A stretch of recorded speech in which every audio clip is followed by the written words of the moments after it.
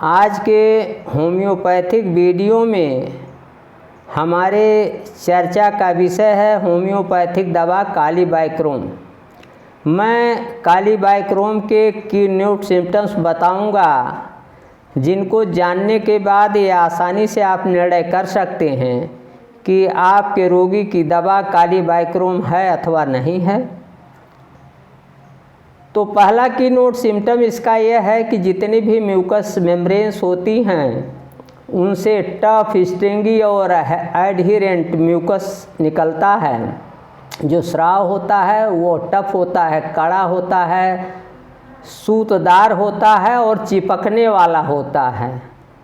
और उस म्यूकस से जो है डोरी सी बनाई जा सकती है, लंबाई में खिंच जाता है, डोरे जैसा, तागे जैसा। अगर किसी म्यूकस मेम्ब्रेन से जेली लाइक सिक्रीशन आ रहा हो, म्यूकस आ रहा हो, तो वहाँ भी कालीबाइक्रोम ऐसे रोगी की दवा होगी। इसी तरीके से कालीबाइक्रोम के जो अल्सर हैं वो विशेष तरीके से होते हैं, लाइक ए पंच, राउंड और डीप होते हैं, गोलाकार और गहरे अल्सर होते हैं।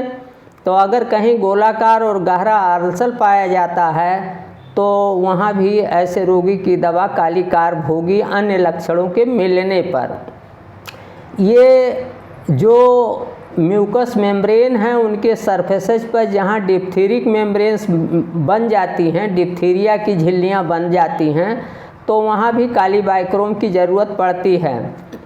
कालीबाइक्रोम के पेन्स जो हैं उनकी विशेष पिकुलियरिटी होती है, विशेषता होती है। विशेषता ये होती है कि ये पेन्स जो है माइग्रेटरी होते हैं, यानी ये घूमने वाले होते हैं, एक स्थान से दूसरे स्थान जाने वाले होते हैं।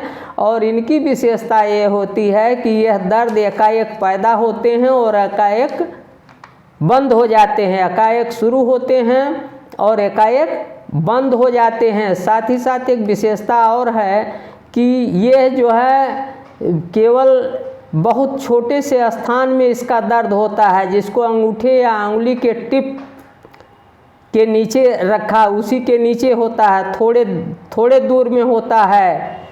$1 से एक सिक्के से ढका जा सकता है, इतनी कम दूरी में इसके पेन्स होते हैं।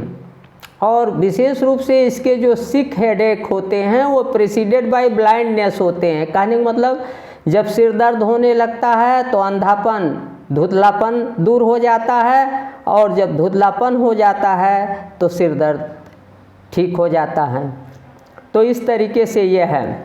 इसके साथ ही साथ कालीबाइक्रोम की जो जीभ होती है उसके बेस पर येलो कोटिंग होती है, और ये जो है या तो येलो कोटिंग बेस होगी या जीभ जो है चिकनी, स्मूथ, ग्लेज, चमकीली और क्रैक्ड और दरार युक्त होगी। और कालीबाइक्रोम की एक विशेषता और है कि इसकी रेमेटिज्म जो है वो डिसेंट्री या डायरिया के साथ अल्टरनेट करती है। जैसे एक बार बात का दर्द होगा, रेमेटिज्म होगा, तब डिसेंट्री ठीक हो जाएगा या डायरिया ठीक हो जाएगा, और जब डायरिया शुरू हो जाएगा या डिसेंट्री शुरू हो जाएगी तो रेमेटिज्म का दर्द बात रोग बंद हो जाएगा। और इसी तरीके से गैस्ट्रिक कंप्लेंट्स में भी कालीबाइक्रोम का महत्वपूर्ण स्थान है। जैसे बियर पीने का दुष्प्रभाव हो, बियर पीने से भूख नष्ट हो गई हो, पेट में जो है वजन महसूस होता हो और पेट में गैस वायु हो, फ्लैटुलेंस हो, तो इस तरीके से। इसके अतिरिक्त इसका एक बहुत महत्वपूर्ण लक्षण यह है कि इसमें pressing pain at the root of the nose होता है, और नाक में जो है वह क्लिंकर्स बनते हैं, सख्त छिछड़े बनते हैं, नाक में प्लग बनते हैं। तो ऐसे जगह पर भी कालीबाइक्रोम उसकी दवा होगी।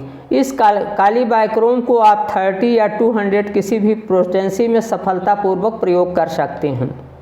यदि आपने अभी तक मेरा YouTube चैनल डॉक्टर प्रेम नारायण सब्सक्राइब नहीं किया है तो आज ही सब्सक्राइब कर लें, और होम्योपैथी और इलेक्ट्रो होम्योपैथी को जन जन तक पहुंचाने के हमारे YouTube चैनल की मुहिम के सारथी बने, सहयोगी बने, और जिससे कि जन सामान्य होम्योपैथी और इलेक्ट्रो होम्योपैथी से परिचित हो सके और लाभ उठा सके। आज के वीडियो में इतना ही, अगले वीडियो में फिर मिलेंगे। नमस्कार, मैं डॉक्टर प्रेम नारायण।